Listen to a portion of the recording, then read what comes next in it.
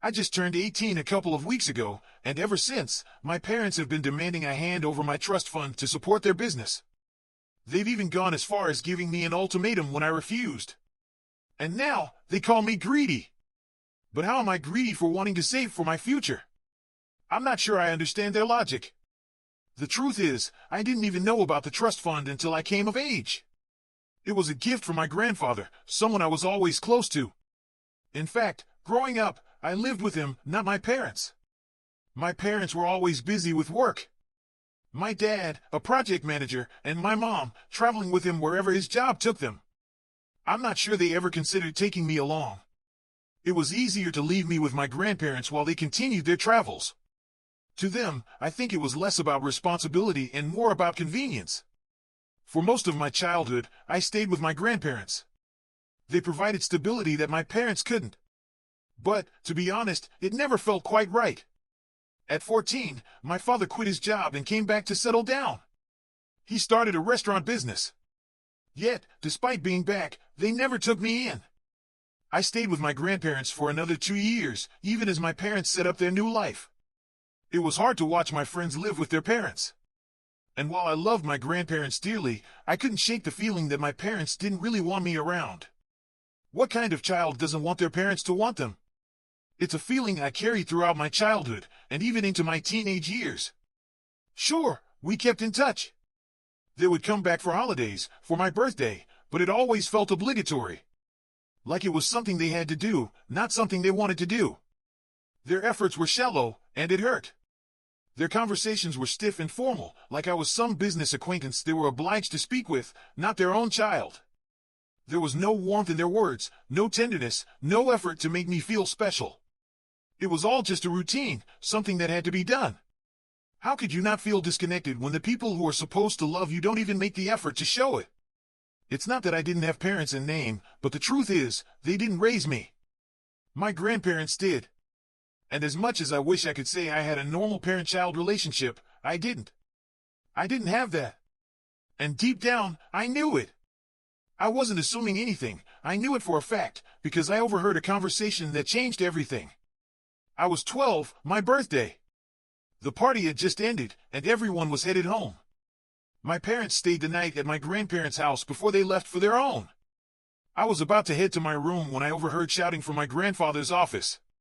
Curious, I tiptoed closer, eager to hear what was going on. My grandfather was usually calm, but that night, his voice was loud and sharp. I had never heard him like that before. It was unsettling. I couldn't stop myself from eavesdropping. What I heard next was something I wish I hadn't. My grandfather was furious, talking about how unfairly my parents were treating me. He said it would affect our relationship in the future. He was right, and it broke my heart to hear it. He told my parents that, as long as they were alive, they needed to make an effort to be part of my life. My father had quit his job, yet he hadn't even thought to bring me back into their home. My mother, too, had no time to be a mother, consumed as she was with helping run the restaurant and managing their house. Their priorities were clear. Their business came first. And I was, at best, a secondary concern, something they'd have to deal with when it was convenient for them. That night, I cried myself to sleep. It was the worst birthday I'd ever had. The evening was supposed to be happy, but the conversation I overheard shattered any illusion I had left about my parents' feelings for me. It was as if I wasn't their child, just a responsibility they hadn't fully accepted. And deep down, I knew it. I had known it all along. I never expected anything from my parents. It had become clear to me early on that setting any hopes in them would only lead to disappointment, and I wasn't about to make that mistake. I'd already learned how to cope, especially with my grandparents around. Life felt manageable with their support. But then, everything came crashing down. Just as I thought I could face the world, it all fell apart. In the span of a year, I lost them both. First, my grandfather, he'd struggled with diabetes for years, passed away. Then, just 9 months later, my grandmother followed. It was during the pandemic, that dark time that I still can't fully process. The pain of losing them was overwhelming. It wasn't just grief, it was like I'd lost my compass, and everything felt wrong. In that haze, I fell into a depression I could barely recognize. The days blurred together, and I just wanted to escape. I stayed in my room, shutting myself off from everything, coming out only when hunger dragged me from my solitude. But even then, I'd barely eat. I'd watch TV, sleep away the hours, and sob myself to sleep, night after night. I was hollow, like a ghost drifting through life, living like a zombie. The worst part? I was stuck living with my parents now, and I hated it. I'd never wanted to be with them, but what choice did I have? The world I knew had vanished, and the only place left to go was under their roof. That's when something inside me started to rot, and my resentment for them grew. I didn't know how to talk about it, but deep down, I couldn't stop thinking, why couldn't they have been the ones to pass away? Why couldn't it have been them? I hated myself for feeling this way, but the grief was suffocating. They didn't notice. They never did. Not even when I stayed locked in my room for days, not even when I disappeared into nothingness. I could have vanished, and they wouldn't have cared until it was too late. I didn't know what was worse, the grief, the loneliness, or the sheer indifference of the people I had to live with. How could they just ignore me, knowing the agony I was in? But there it was, and it hurt too much to even talk about. It felt suffocating. Life continued, but it wasn't living. It was just surviving. Then, slowly, things began to shift. They always do, don't they? The pain doesn't last forever, even if it feels like it will. I started to open up to my friends, something I never thought I could do. I thought they'd judge me, but instead, they showed me compassion, something I hadn't known in a long time. Olivia, my best friend since kindergarten, she was there for me every step of the way. She didn't just listen, she shared my story with her parents, who welcomed me with open arms. They told me that their door would always be open, that I could come to them whenever I needed to. That gesture, it meant more than words could say. In the span of 2 years, I began to heal. It didn't happen overnight, but I learned how to cope. My parents still didn't care, but I wasn't depending on them anymore. I made a decision not to go to college that year. Everyone else was heading off, but I needed to get out into the real world to learn something beyond the classroom. College could wait. I wasn't going to rely on my parents for tuition. I knew there was a college fund waiting for me. My grandfather had set it up years ago, and I just had to speak to his lawyer to access it. He was strict, but he cared. Weeks passed, and then the call came. The lawyer contacted me, and I thought it was just about the college fund. But it wasn't. Along with that, there was another surprise, something I never expected. My grandparents had set up a trust fund for me, something I would gain access to when I turned 21. That was a day after my birthday, and emotions hit me hard. I couldn't believe it. I was grateful, overwhelmed. But what could I do with this news? I needed to thank them, somehow. I needed to honor their memory. So, I posted. I shared my feelings on social media, a tribute to the grandparents who had always looked out for me. It felt like the only way to express what I couldn't say to them directly. I didn't think much of it, but big mistake. I should have kept it private. I should have known better. The moment my parents saw it, they pounced. Somehow, they found out, likely through a relative, since neither of them are active online. The very next day, they came to me. They were surprisingly kind, which immediately set off alarms in my head. It wasn't like them to be kind, especially about something so sensitive. They'd read the post, and they claimed it was sweet, what my grandfather had done for me. But I didn't trust it. It felt off. My parents talking about money?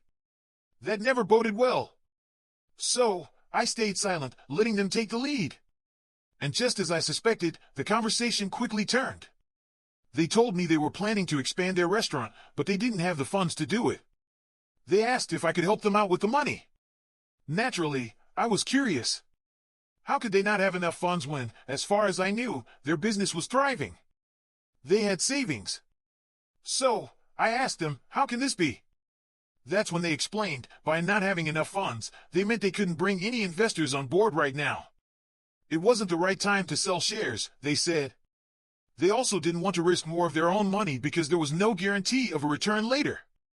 So, they wanted me to give them the money. No strings attached. No investment from their side. No shares to sell. Just me handing over my cash. I couldn't believe it. They thought I was that naive? They expected me to throw away my money, no questions asked. I told them, flat out, that it wasn't happening. If they wanted a handout, because that's exactly what they were asking for, they should ask one of my friends or other family members. This money was meant for my future, and my grandfather had intended it that way. How could they even expect me to just give it to them? It wasn't as though they just needed a couple $1,000s. They were asking for the whole fund. The entire amount. That was insanity. If they really wanted to expand, they could find an investor, sell shares, or even take out a loan. They could go about it the proper way. They didn't need to rely on me. It didn't make sense, and I wasn't going to entertain it. I was firm, and the more I refused, the more agitated they became. Then my father, frustrated beyond belief, gave me an ultimatum. Help us, or leave. You're being selfish, and there's no place for selfishness in this house. How rich was that? These were the same people who had been the most selfish my entire life. They had never considered me, never put me first.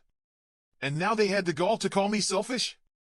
My mother joined in, telling me the same thing. I was an adult now, and I could either share the money or leave. No one was obligated to care for me anymore, she said.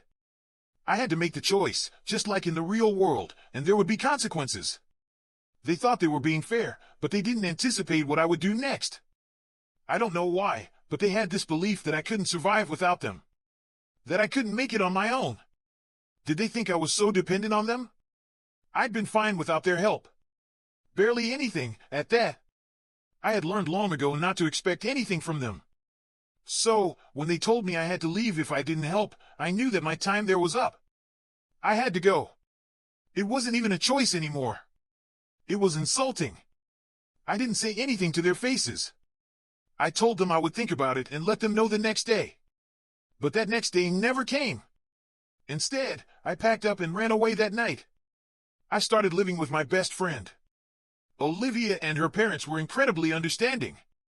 I had already explained the situation to them, and they welcomed me with open arms. It was a relief. I didn't want to talk to my parents. I knew if I told them I was leaving, it would cause another scene, and I just couldn't deal with that. So, I left without a word. No explanation. No goodbyes. They hadn't earned any explanation. And when they found out, they were mad. Can you believe it? They were angry that I had left, despite being the ones who had told me to leave if I didn't comply. The next day, my phone was blowing up. 1,000 calls. I didn't answer until the evening. They asked me where I was. They didn't sound worried or even the least bit concerned.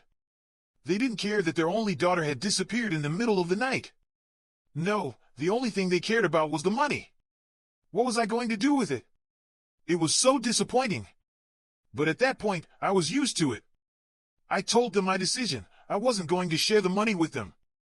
I wasn't charitable, and they didn't need my charity. That was the truth. I had already told them I wasn't interested in giving handouts, especially after they had always made it clear to me that I was not their priority. Now, they weren't mine either. Since my grandparents had passed, it was just me. I had to look out for myself, and that's exactly what I was going to do. I was sure my grandparents had left me the money with that exact intention, to help me take care of myself after they were gone, knowing the kind of parents I had. I wasn't going to help them. My decision was final. And since then, they've been losing their minds. They think I'm greedy.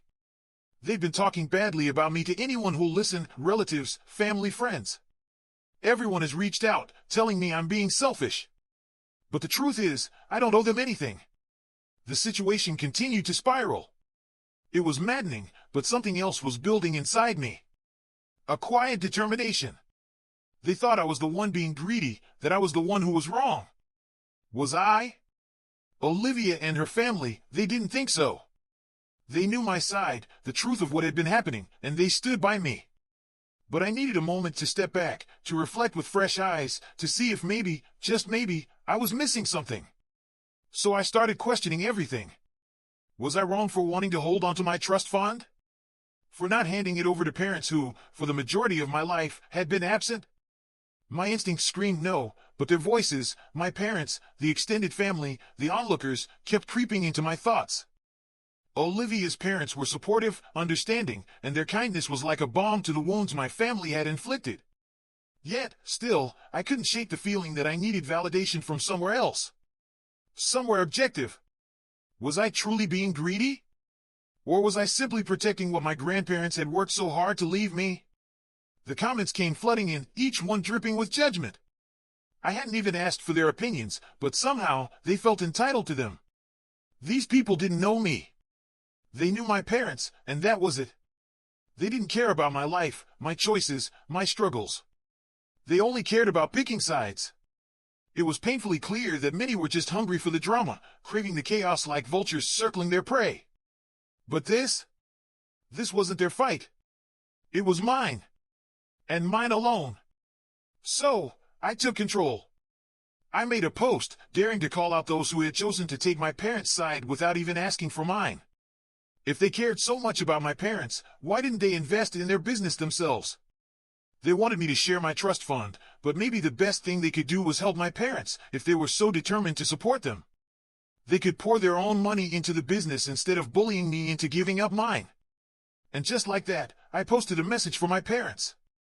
A cold reminder, their manipulation wasn't working.